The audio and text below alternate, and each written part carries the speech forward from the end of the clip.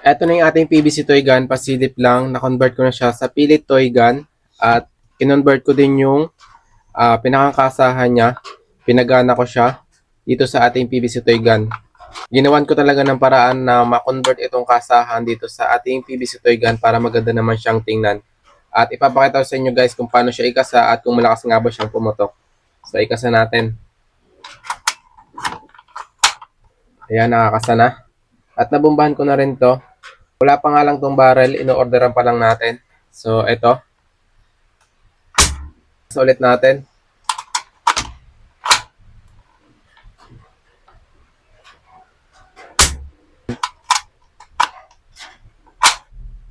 Bitaw.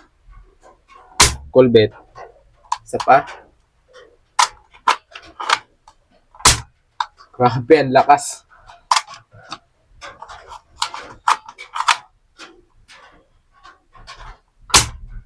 Ayan.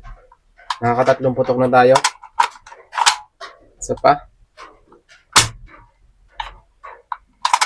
Isa pa. Yan, wala na. So, eto na yung ating PVC toy gun. Ang kulang na lang dito ay yung barrel niya. Ino-orderan na lang natin. Meron na tayong bala na 6mm. Hindi pa naman to as in talaga tapos. Dahil wala pa siyang barrel at meron pa tayo ditong ibang gagawin. Para mas mapatibay yung pagkaka-convert nitong pilit toy gun dito sa ating PVC toy gun.